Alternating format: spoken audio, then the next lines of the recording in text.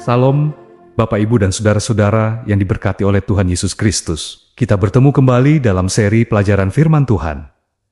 Judul pelajaran firman Tuhan untuk hari ini adalah kesetiaan. Mari kita membaca beberapa ayat berikut ini. Pertama-tama, Kitab Kejadian 36 ayat 15. Inilah kepala-kepala kaum Bani Esau, keturunan Elifas, anak sulung Esau. Ialah kepala kaum Teman, kepala kaum Omar, kepala kaum Zefo, kepala kaum Kenas. Berikutnya, Kitab Bilangan 13 ayat 6 dan ayat 30-32. Dari suku Yehuda, Kaleb bin Yefun. Kemudian Kaleb mencoba menenteramkan hati bangsa itu di hadapan Musa. Katanya, "Tidak, kita akan maju dan menduduki negeri itu, sebab kita pasti akan mengalahkannya." Tetapi orang-orang yang pergi ke sana bersama-sama dengan dia berkata, "Kita tidak dapat maju menyerang bangsa itu, karena mereka lebih kuat daripada kita." Juga mereka menyampaikan kepada orang Israel kabar busuk tentang negeri yang diintai mereka, dengan berkata, "Negeri yang telah kami lalui untuk diintai adalah suatu negeri yang memakan penduduknya, dan semua orang yang kami lihat di sana adalah orang-orang yang tinggi-tinggi perawakannya." Selanjutnya, Kitab Yosua 14 ayat 6 dan 14. Bani Yehuda datang menghadap Yosua di Gilgal. Pada waktu itu berkatalah Kaleb bin Yefun, orang Kenas itu, kepadanya, "Engkau tahu firman yang diucapkan Tuhan kepada Musa, abdi Allah itu, tentang aku dan tentang engkau di Kades Barnea. Itulah sebabnya Hebron menjadi milik pusaka Kaleb bin Yefun, orang Kenas itu, sampai sekarang ini, karena ia tetap mengikuti Tuhan, Allah Israel, dengan sepenuh hati." Bapak, Ibu, saudara-saudara sekalian, siapakah Kaleb?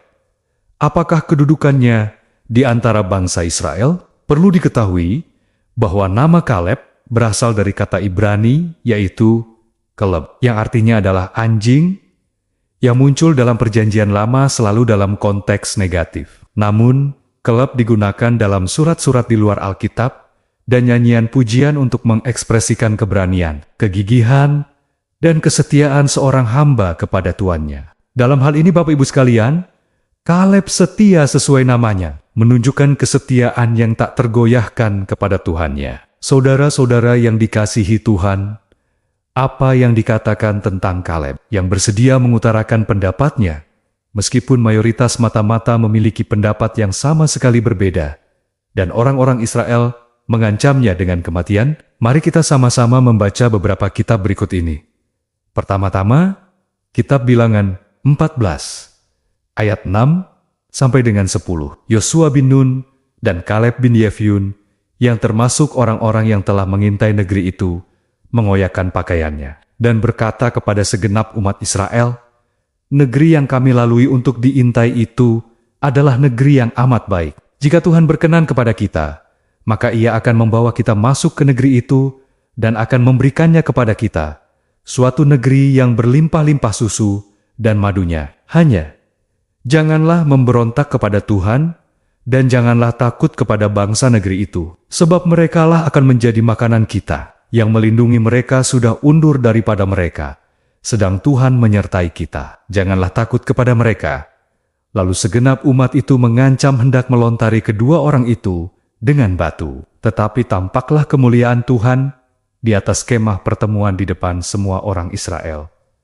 Lalu Kitab Bilangan 14 ayat 21 sampai 25. "Sesungguhnya seluruh bumi akan dipenuhi kemuliaan Tuhan. Semua orang yang telah melihat kemuliaanku dan tanda-tanda mujizat yang kuperbuat di Mesir dan di padang gurun, namun telah mencobai aku 10 kali dan tidak mau mendengar suaraku, pastilah tidak akan melihat negeri yang kujanjikan dengan bersumpah kepada nenek moyang mereka. Semua orang yang menista aku tidak akan melihatnya, tetapi hambaku Kaleb, karena lain jiwa yang ada padanya, dan ia mengikut aku dengan sepenuh hati, akan kubawa masuk ke negeri yang telah dimasukinya itu, dan keturunannya akan memilikinya.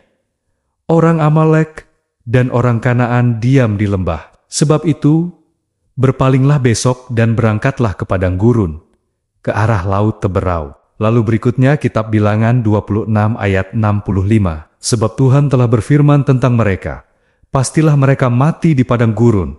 Dari mereka itu tidak ada seorang pun yang masih tinggal hidup selain dari Kaleb bin Yefun dan Yosua bin Nun, yang terakhir kitab Bilangan 32 ayat 12. Kecuali Kaleb bin Yefun, orang Kenas itu, dan Yosua bin Nun, sebab keduanya mengikut Tuhan dengan sepenuh hatinya. Bapak, Ibu, Saudara-saudara yang diberkati Tuhan, pertimbangkanlah para pemimpin Israel yang penting ini, yang hidup sezaman dengan Yosua dan Kaleb, yaitu Syamua, Safat, Igal, Palti, Godiel, Godie, Amil, Setur, Nahbi, dan Gewel. Apakah nama-nama ini terdengar familiar? Mungkin tidak. Kenapa Bapak Ibu? Itu karena mereka adalah nama-nama dari 10 mata-mata lainnya yang dikirim oleh Musa untuk menjelajahi tanah Kanaan. Mereka dilupakan karena nama mereka tidak layak untuk diingat. Laporan yang mereka bawa menggambarkan tanah perjanjian sebagai sesuatu yang mustahil untuk direbut. Mereka melihat diri mereka seperti belalang dibandingkan dengan raksasa yang mendiami beberapa daerah di negeri itu. Dan hati mereka meleleh karena kecut melihat tembok-tembok tak tertembus dari kota-kota berkubu di Kanaan. Kaleb, sebagai orang yang lebih tua dari 2 mata-mata yang membawa laporan positif, memimpin dalam menyajikan kemungkinan lain, yaitu sikap iman. Dia bersedia untuk berbicara tentang apa yang dia tahu benar. Meskipun ada pertentangan, bahkan dalam menghadapi kemungkinan kematian, lalu seluruh jemaat itu berkata, "Lempari saja mereka dengan batu." Kita bisa baca dalam kitab Bilangan 14 ayat 10. Bapak, Ibu, Saudara-saudara yang diberkati Tuhan, apakah yang kita lakukan ketika sebagian besar orang di sekitar kita tampaknya memiliki pendapat yang berbeda, yang bertentangan dengan keyakinan kita yang paling dalam? Saudara-saudara sekalian, sampai di sini pelajaran firman Tuhan bagi kita hari ini. Tuhan memberkati kita seluruhnya. Amin.